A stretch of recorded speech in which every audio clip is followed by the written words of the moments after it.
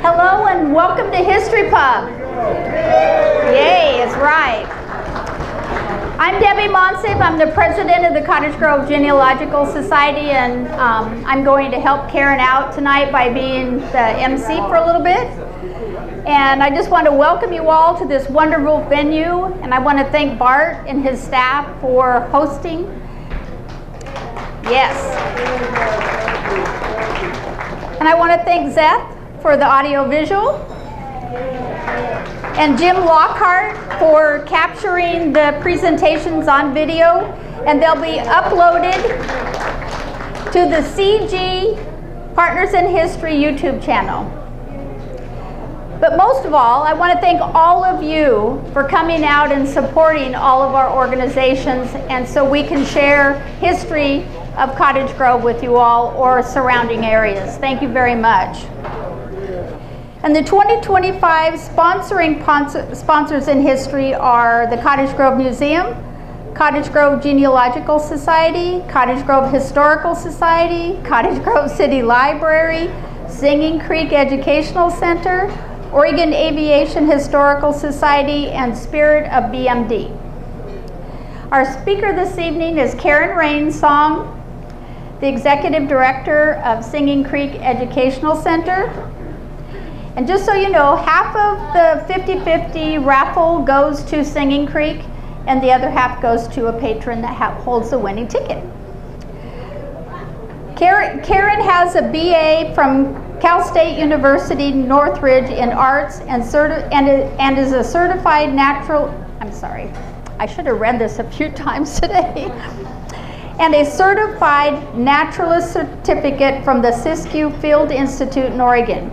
She's a graphic designer, photographer, and passionate about history in general and Oregon history in particular. Karen is the webmaster and membership coordinator for the Association of Living History Farms and Museum. She's also a mother and an active part of the community.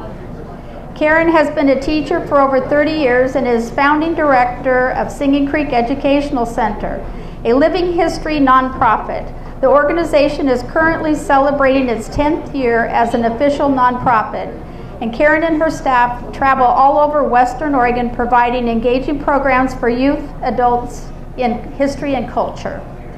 Karen has worked with the Kalapuyans tribal elder Esther Stutzman and has been a docent at the Museum of Natural and Cultural History at the University of Oregon campus. She regularly engages in professional development and learning from Native people through various channels. She is currently working with the tribal members, implementing Indigenous educational programs, and working with Oregon Black pioneers on exhibits and lectures for the public of Eugene. Karen, welcome to History Pub, and I look forward to your presentation. Okay, thank you, Debbie. Thank you so much. I'm so happy to be here, everyone. Thank you for coming. We are going to get started today with this presentation, Crossroads of Cultures, the Applegates and the Kalapuyans. First, as Debbie mentioned, I'm the Executive Director of Singing Creek Educational Center, and you've probably found on your tables, I have flyers and wrap cards out about our programs and everything that we do. So tonight, my presentation is not going to be about Singing Creek Educational Center as it has in the past, so please take a look at those materials and feel free to check out our website later for more info about what I do there. All right, so let's get started. So what we're going to be talking about tonight, this is a unique and beautiful story of a long friendship between the Kalapuyans people and the Applegate family and their descendants. I have long loved this story. I've been privileged enough to visit the Applegate house in the past. I've worked with Esther Stutzman, who we're lucky enough to have here tonight with us, as well as her daughter Shannon Stutzman and Shannon Applegate. Thank you. Really happy you're here. Thank you for coming. I've been privileged enough also to see the theatrical performance of Two-Way Seeing by Esther Stutzman and Shannon Applegate. And here in this image, here they are, the two good friends, the great-great-granddaughters of Charles Applegate and Kamafima, also known as Chief Halo. So I'm not an expert historian. I've spent the last few months researching and studying this story because when I was asked what I wanted to do my history pub about, I thought, well, what local story really appeals to me? And I just kind of searched my heart, and this one just came right up to the top. It was like, I want to know more about that story. So as I said, I've been researching that. And for more information on the slides and things you see tonight, this history, please visit the Kamema Cultural Protection Association website. And my last slide will have references about all this information. Also, please read the book Skookum by Shannon Applegate. And thank you to Debbie Monsiv at the Cottage Grove Genealogical Society for her help with some other books that I got through her. So thank you. So first, let's start off with an Indigenous recognition. In this image, you see here is a portion of a beautiful mural that was painted in Eugene by Susan Applegate in 2022. So this piece shows Esther Stutzman, who's an Indigenous culture bearer and storyteller, speaking to people and animals and children. It's about 4 blocks from my home, so I get to pass by this beautiful mural all the time. I highly recommend next time you're in Eugene that you seek this out. It's at the Westmoreland Park. And the mural shows traditional garments, foods, cultural activities, native plants and animals. It's just a beautiful piece of art. Cottage Grove in Yoncalla is located on Kalapuya Ilihi, the traditional indigenous homeland of the Kamema Kalapuya people. Following treaties between 1851 and 1855, Kalapuya people were dispossessed of their indigenous homeland by the United States government and forcibly removed to reservations in Western Oregon. Today, descendants are citizens of the Confederated Tribes of Grand Ronde and the Confederated Tribes of Siletz Indians, and continue to make important contributions in their communities and across the land we now call Oregon. So let's talk about Kamafima and the Splaka'ala. I hope I'm pronouncing that right. I might be mispronouncing that.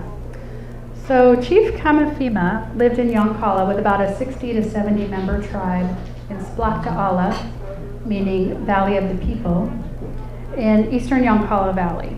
So his name means ferns, but later people began calling him Halo.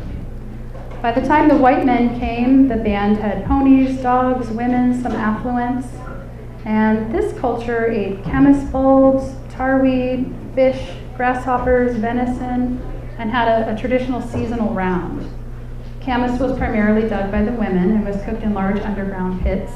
And in the bottom of the cooking pits, there was a black, sticky substance that was very sweet and highly prized. Now, this tribe was not nomadic. They lived in permanent villages. And they had originally moved there from southern Oregon, moved to get away from hostile tribes and other hostilities that were going on. But they lived peacefully since time immemorial in this lush valley. Now, Halo had been warned about white people, but he chose to embrace them. Some of the reading I did said that he knew they were coming anyway, so he had decided already that he would be more accepting. So this is an illustration by Susan Applegate.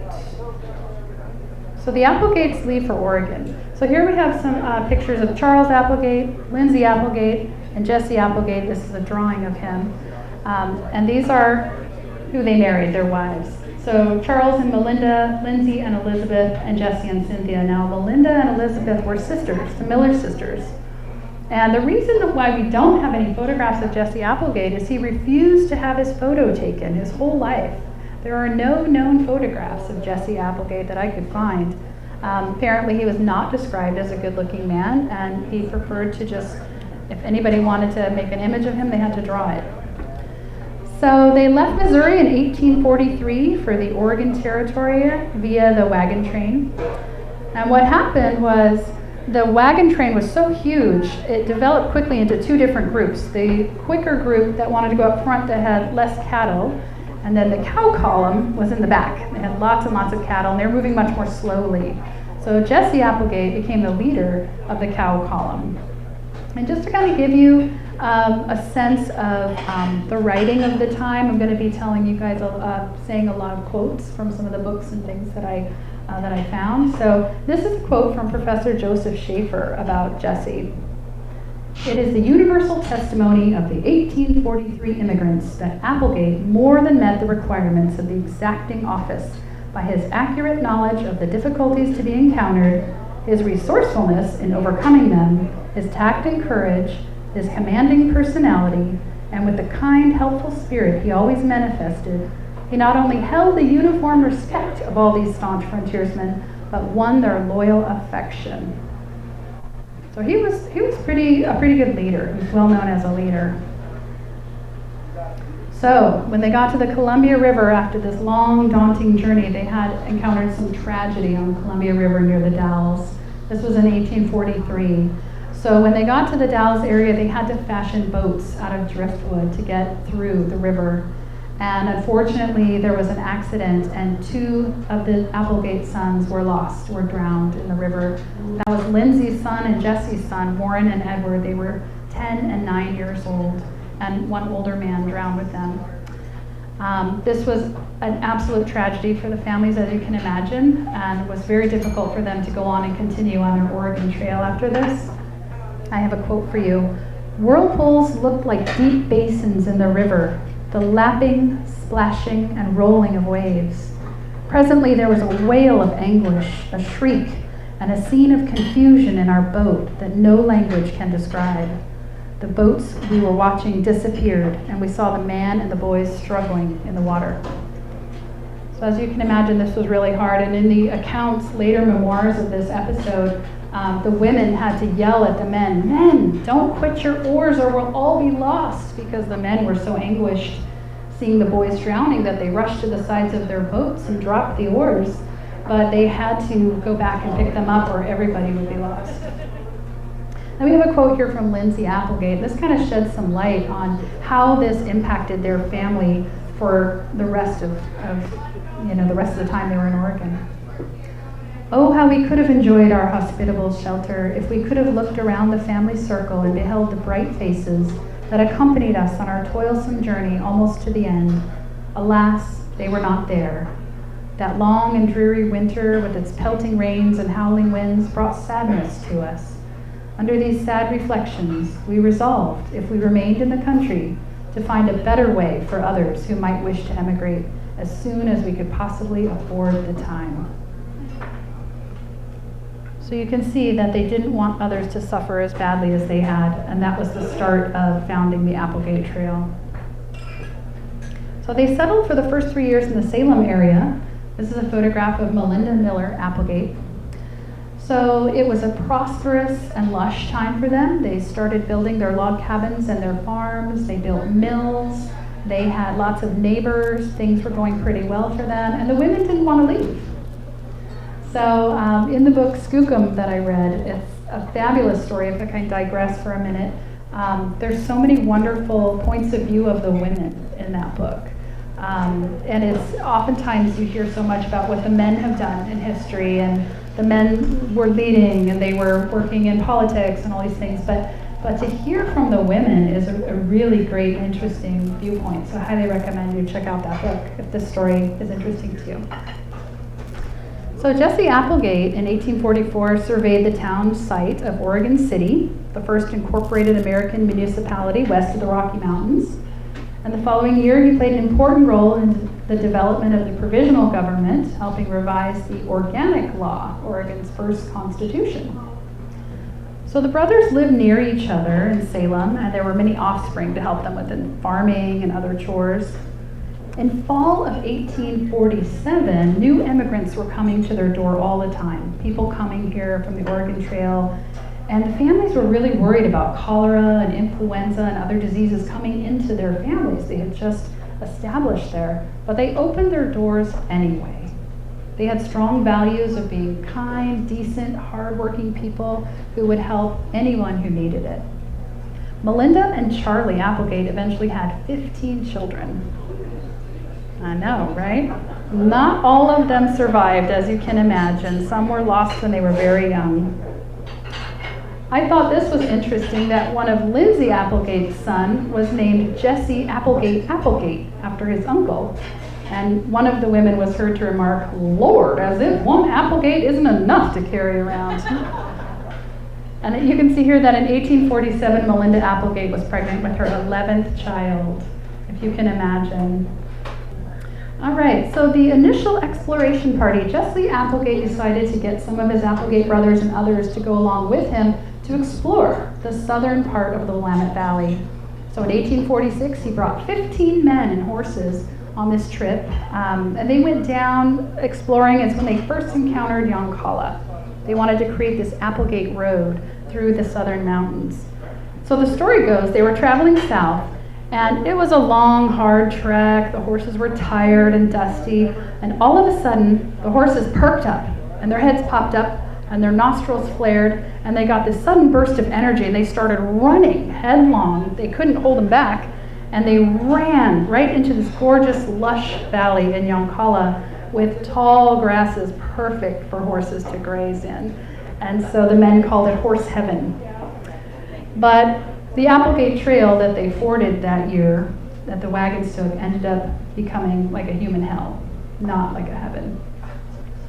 So they were searching for this alternate route to get to southern Oregon. The U.S. needed this other route into the Oregon Territory to secure it as an American, not an English territory. So Jesse Applegate was the captain, his brother Lindsay was second in command, and then Levi Scott, other members of the Scott family. That's why you sometimes see it called the Applegate-Scott Trail. So they created this Applegate Road through southern Oregon. They called it the Umpqua Canyon, or just the canyon.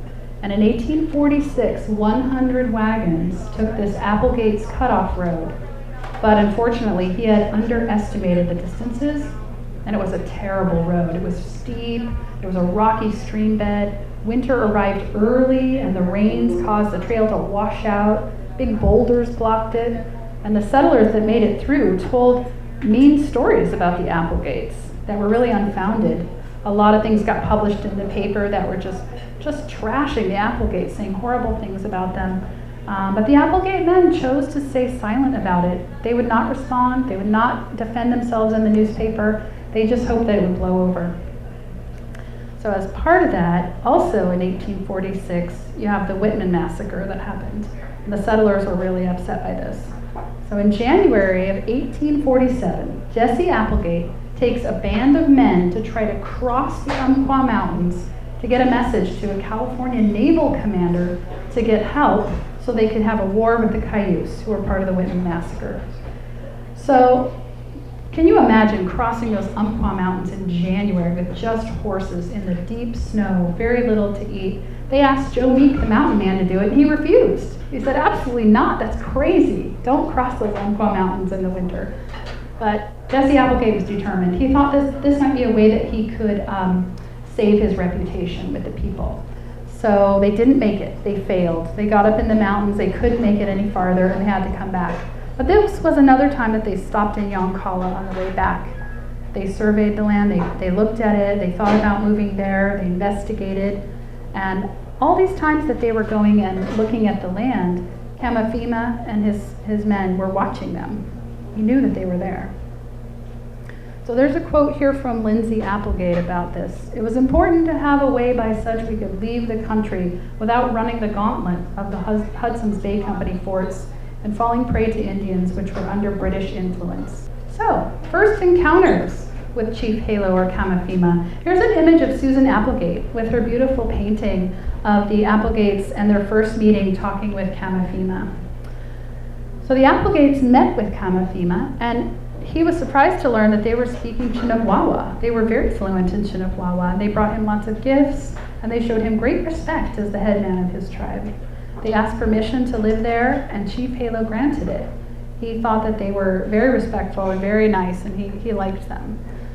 So, when they came finally into the valley to move there, they were escorted by the head man of another tribe that was known to the Kamema, which impressed Chief Halo or Kamafima. So in 1848, of course, the gold rush began. Some of the Applegate men went to southern Oregon and came back with some wealth. And then in spring of 1849, Jesse Applegate's family packed up from the Salem area and moved to Yoncalla. And his brothers, Charles and Lindsay and their family, followed the next year. If you read in the books that I was talking about, a lot of the women were really not happy with that. Why do we have to move? We have our farms here, we're settled here. So that was a difficulty for them, for sure. Okay, so a friendship begins. So this is a photograph of Kamafima, Chief Halo here. So they settled into their life in Yoncalla. They had a really good relationship with the Yoncalla Native people. And in 1851, they started building the Applegate house, and in 1856, they moved in. So it boasted window glass shipped all the way around the Horn, which was a really expensive endeavor. Charlie, Melinda, and some of their 15 children moved in. And in 1856, Charles Applegate made a wood house for Halo after he requested one. He wanted his own garden with vegetables, and Charles and his son built him one. At one point, Halo sent his tribesmen to complain to Charles that their sheep were eating all of his pony's fields up. So the Applegates built fences to keep their sheep in. They enclosed a field, planted wheat for Halo, and harvested it for him at his request. Jesse recollected that he sat in his doorway singing their praises in several different Indian languages as they harvested his wheat fields for him. Halo and one of his wives would come for breakfast every morning at the Applegate house. Melinda Applegate would come to the Indian village and tend the sick, and the two groups helped each other.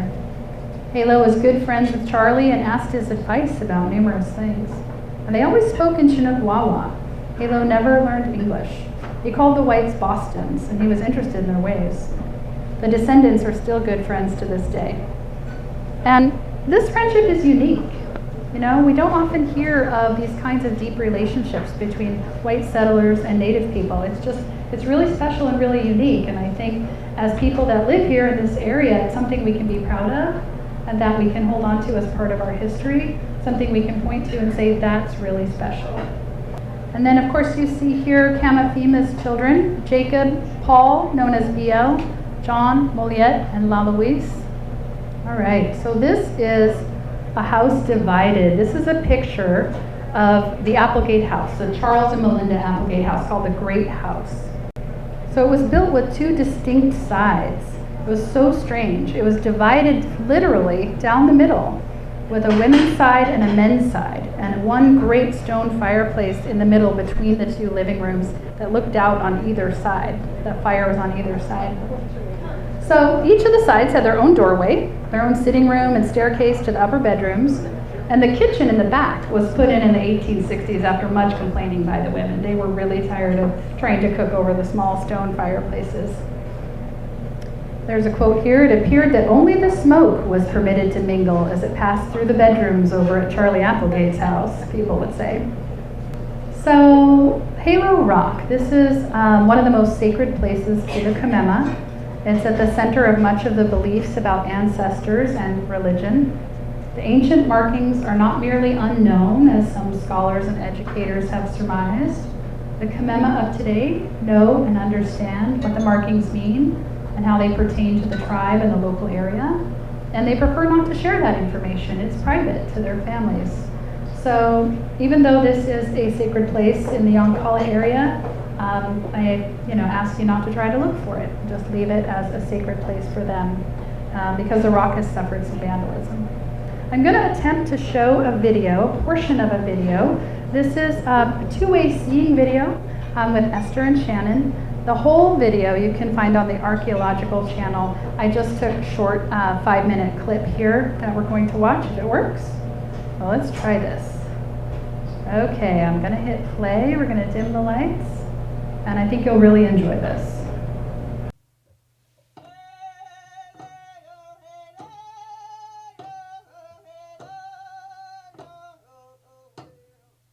When I look around here, Yoncalla area, I think I see echoes of my ancestors. It always feels like this is where I belong. The Applegate house is a special place, even though it's built on land that was ours at one time. My ancestors gladly shared it with the Applegate people, because seeing that the Applegate people were skookum good in the heart, that it was a good place to tell these people where they could settle. It's always been special to me because my ancestors visited this house often. In this very room, all of my ancestors appeared at one time or the other and helped with the crops, with the chores, with things that needed to be done. It was always important that Native people participated in it in some way, but through drumming, especially in the archaeological day, so that there was a blessing, a way to say, this is all right with us that you're out here digging up the things of your ancestors. And our ancestors were here too.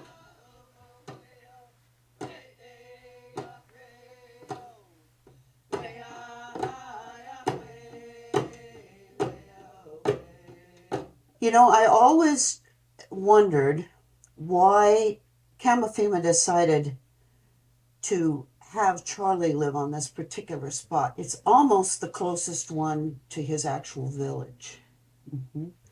And it occurred to me that when the Applegates asked for permission to be here and live here, Kamafima said that was all right. He'd look forward to it even. Well, looking around, you can see that this is a land of resources. This is one reason why my great-great-grandfather told your great-great-grandfather that this would be a place for them to live. It has a spring here. Yeah, the spring was the most important thing of all. Mm-hmm. Both people needed the resources of the spring water. Absolutely. One of the archaeologists said, and I thought this was a great joke in a way, he said, well, it's not surprising that there are things here from both your cultures, because a good campsite is a good campsite. Yeah, that's right. And it's true. I can sit from this window behind you and see where that spring was. It's almost like a sacred spot because it symbolizes where these two people actually, physically met. There are several springs all around here. This one, from what I heard, is one of the best producing and biggest springs that there is. The only thing that I ever really heard was that was a gift from Kamafima, my great-great-grandfather, that was a gift to his friends. That was 1848, 49. It's very, very powerful to me. Yeah. And it's important we maintain ties. You know, just keeping those ties and remembering history through the good and the bad. So back to our history of the area. The 1860s were a time of a lot of political division, a lot of political unrest, actually, in Oregon. This was about an unusual house guest of Jesse Applegates. So the Applegates were mostly Republicans, siding with the Union and with Lincoln in the Civil War. They believed strongly in abolition and did not want to live in a slavery-supporting state. So they were involved in local politics, and some of them had known Abe Lincoln as a boy, actually. So I'm going to tell you a quick story from Lindsay Applegate's memoirs. So Lindsay Applegate and some of his brothers and friends as boys were friends with Abe, and they all went out on a Sunday with their coon hounds, and they were going to go raccooning, looking for raccoons. And they found some, and the dogs ran them up into an old dead tree. And the boys were thinking, well, how are we going to get them out of this tree? What are we going to do? So they decided to light a fire at the bottom of the tree. So they lit a big smoky fire, and as the smoke started to drift up the tree, 3 little raccoon heads popped out with big surprised expressions on their faces looking down at the boys, and the boys just laughed. They thought that was so funny. And Abe Lincoln stood up nice and straight. He put on his best matronly voice, and he said, "Now, boys, we can't have such levity on the day of the Lord." And they just all rolled with laughter all over the ground. They thought that was great. So that was Lindsay Applegate's memoir of Abe Lincoln when he was a boy.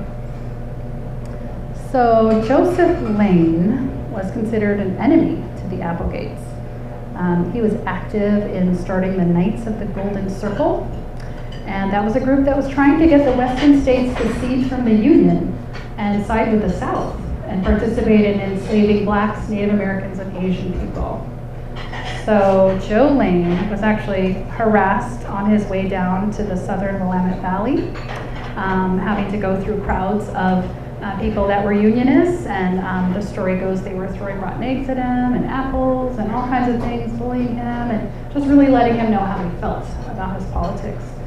So what happened was he ended up with a gunshot wound to his chest somehow, and ended up at a local Democrat's house where he was recovering near Jesse Applegate. Jesse Applegate heard about this, and he had long considered him his enemy.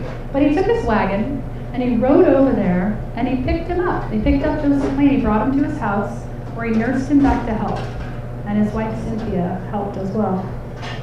So it's a really remarkable story. Joseph Lane, after that, ended up retiring from politics. But what is amazing is that even though this was his enemy, they spent long hours talking with one another, participating in civil discourse. And in his memoirs, he ended up saying, "It appeared the senator was but a man." So I just find that so interesting that, that he would do that. So here's a quote for you. This is from Skookum. "He and Jesse Applegate have talked long and deeply, each espousing his own beliefs, each trying to find the place where the other might bend. By mutual agreement, the two men have always spoken in private. Thus, no one has overheard these debates, not even his good wife Cynthia." So one thing I said was that most of the Applegates were Republicans. There is one interesting story, and I think this speaks to families. So the Applegates were not a perfect family. They were a big family. They had a lot of stuff going on. There was some discord, and there was some disagreement sometimes. And actually Gertrude, who was a daughter of Jesse Applegate, she became involved with a man named James Fay, who was a secessionist at the time. And she actually ran off and married him. And her father, Jesse Applegate, was so upset that he ordered everyone in the family never to speak her name again. And he actually struck her name from the family Bible, which was a really big deal back then. So that's just one example of strife amid the family. It must have been so hard for her. She later came back to her family home when she was dying at the end of her life, it was found. So the Indian agent came to Yoncalla to remove the Yoncalla tribe. In 1855, Joel Palmer was the Indian agent. And from Jesse Applegate's memoirs of my boyhood, he says, "Finally, an agent appeared to treat with the Indians and purchase the country of them. There had been peace between the settlers and these natives from the first, and our title to the country was good as far as they were concerned. However, the Indians were invited to assemble, a fat ox was slaughtered, and a feast prepared. The Indians responded with alacrity. Of course, they were not much enlightened as to the important business to come before the assembly. The promise of houses, farms, and agricultural implements and a yearly food supply to be given them on the reservation appealed strongly to the majority of the Indians. Of course, the agent spoke to them through an interpreter, and the Indians answered through the same medium. Chief Halo said, 'I will not go to a strange land.' This was not reported to the agent." So I have a quote here from Dr. David Lewis. You may have heard of him. He is an assistant professor at OSU. He is a Kalapuyan person, and he is a historian and ethnographer. And he says, "All promises made of a better life for tribal people on the reservations went unrealized. In fact, the opposite occurred for many tribal families, and many today suffer from this different history of a lack of resources, of racist treatment by the white Americans, and from some 160 years of repression by the federal government. These stories of removal are called Oregon's Trail of Tears, as each tribe has a unique and important story." So what happened? So most of the tribe went with the Indian agents to the reservation. Kamafima and his wives stayed behind. So the tribe arrived on the reservation without the chief, and the agent was troubled. And he came to their house, and he wanted to get the Applegates to go with him to visit the chief. So Jesse Applegate says, "We boys went with them. When Halo saw us coming, he came out of his house and stood with his back against a large oak tree which grew near the door. We approached in our usually friendly fashion, but the chief was sullen and silent. He had lost faith in the white man. The agent said, 'Tell the old Indian he must go to the reservation with the other people, that I have come for him.' The chief understood and answered defiantly, 'I will not go.' The agent drew his revolver and pointed it at the Indian man, and the chief bared his chest, crying in his own tongue as he did so, 'Shoot! It is good that I die here at home. My father died here. His grave is here. 'Tis good I die here and am buried here. Halo is not a coward, and I will not go.' 'Shall I shoot him?' asked the agent. "No," said Lindsay Applegate, "we will answer for him. Leave Halo and his women here." So the Applegates stood up for him and offered to look after him, and he was allowed to live there. He stayed there, and his sons eventually came back from the reservation and came to live with them in the Yoncalla Valley. This is a picture, one of the few we have, of Kamafima, dressed in what he called his Boston clothes. All right, so I have part 2 of the two-way seeing video. This is a little bit more, and this is a little bit more about the friendship and about two-way seeing. So, but what a gift that Kamafima walked out here and pointed and said, "Iktiukwa, right there." I think it's the talking about it is very insightful for people who may not realize it at the time. There are still a lot of people in this world who believe it is cowboys and Indians.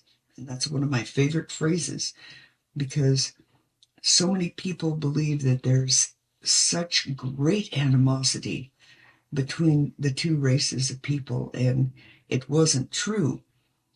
True, there were differences, and those differences we called the two ways of seeing things. And during our presentations, we give, for example, the wolf as two-way seeing, the way pioneers saw it and the way we saw it. We think that the wolf is very, very sacred. This is Mother Wolf. You couldn't kill a wolf in our culture a long time ago. Nobody killed wolves. The only way that you could get this is if someone came upon a wolf that had been killed in a fight or something. And the only reason I possess this is because you gifted this to me. I did. If you'll look, though, the wolf has a straight forehead all the way from the tip of the nose to the top of the head, just like our people used to make the heads of babies. You know, this is another way in which people differed. When the pioneers first came in the 1840s to the Willamette Valley, the place was full of predators, as they said, wolves and bears and all kinds of things that they were concerned would prey on the livestock and the few sheep that they brought in very early. And so they decided that there was going to be a bounty for all of the wolves in the Willamette Valley. They paid 25 cents a wolf to inspire people to shoot wolves. And I think it hadn't occurred to a lot of people, I think it still doesn't, that in the narratives of the West, that while the men might have been fighting with one another a lot of the time, Native women and settlers' wives and daughters had quite a lot to do with each other and gave each other a kind of support that was very important. And I think people like to hear that. Yeah, I think there's probably greater friendship between the women, because there's so much to share. Raising the children, cooking the food, gathering the resources, keeping the men in line. Treating the sick. Yeah, treating the sick, and so many things that your ancestors learned as they encountered different tribes coming across the plains and up on the Columbia River. All those resources were shared, and the pioneers learned a lot about our culture and our resources, and we saw a lot of things that the pioneers had that would make our life easier, or some things that we really admired. And so it was a kind of a give and take between cultures who were friends with each other. When the Applegates came into this valley, they were greeted by my ancestor, my great-great-grandfather. What are the odds that you and I, all those years later in the 70s, would be friends, happen to be at the same place, but then wait 20 more years before we discovered what the familial connections were? Absolutely. I mean, that is, so now, all these years later, 2 of your daughters have been married here. We've had how many festivals of music, camp for children. Mm-hmm. A lot of camps for kids, workshops. 90 presentations going around doing two-way singing. I can't help but feel that we were supposed to do these things. I think so too. Neither of us are naive people. We know all of the terrible things that have happened. Yeah. And also, I know that we're living in a time right now when there is this tendency to be binary, to have people disagree, to the, as you put it, cowboys and Indians, right? And I really consider it a privilege of my life to be able to have this kind of reconciliation. We stand for ourselves as individual women, Yes. but also it's a kind of statement about people. It seems to me people ought to be able to talk to each other like this and still be honest. I mean, and that brings us right back to what we were talking about when we first met, was two-way singing. It's the way that each person looks at the world, but it doesn't have to be that different. right. It can be this way, Yes. and we can agree and mesh. And there's nothing wrong with that. Thank you for watching that.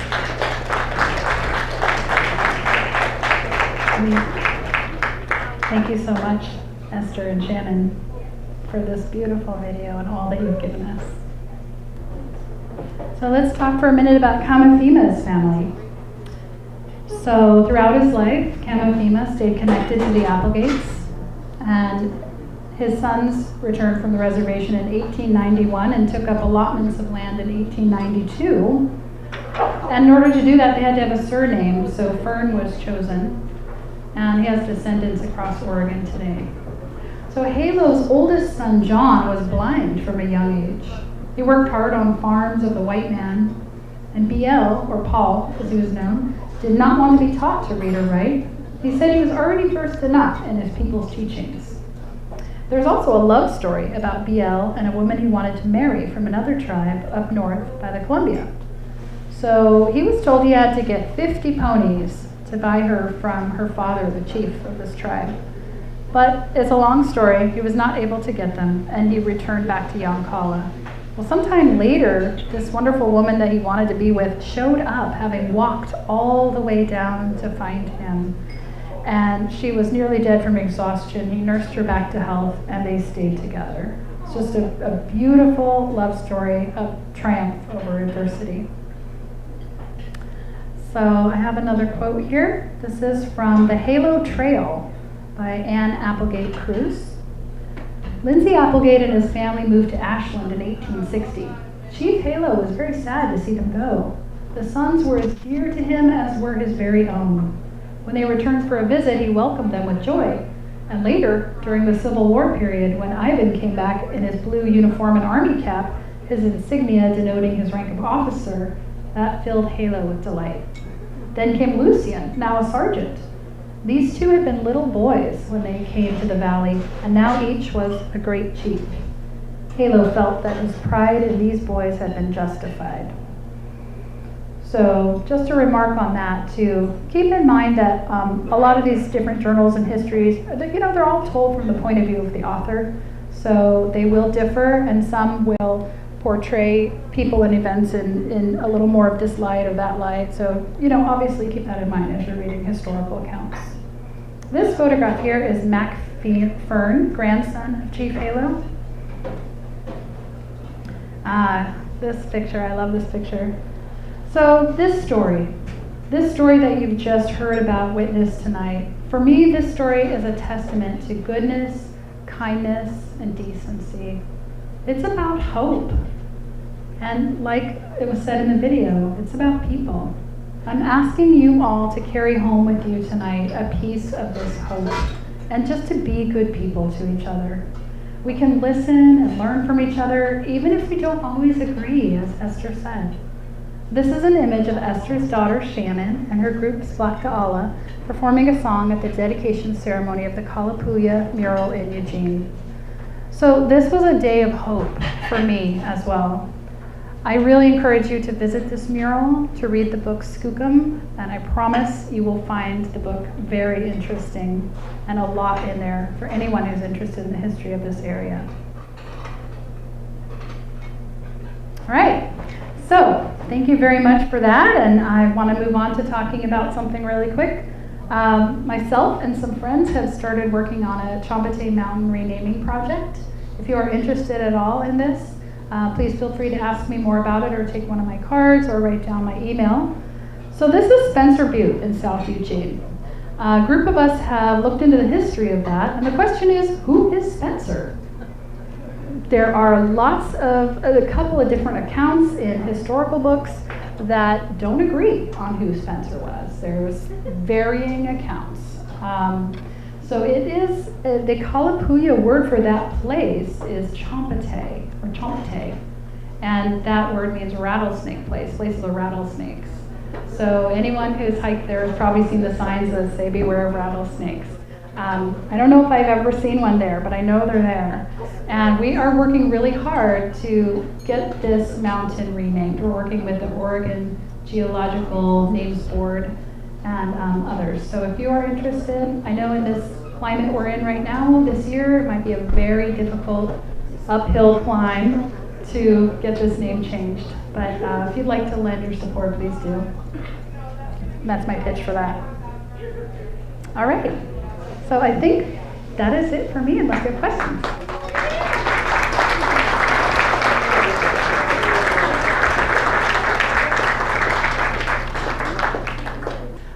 Somebody said it's on YouTube. I found it on the archaeologychannel.org.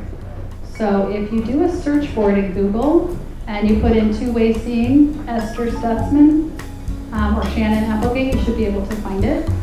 And I recommend the archaeology channel.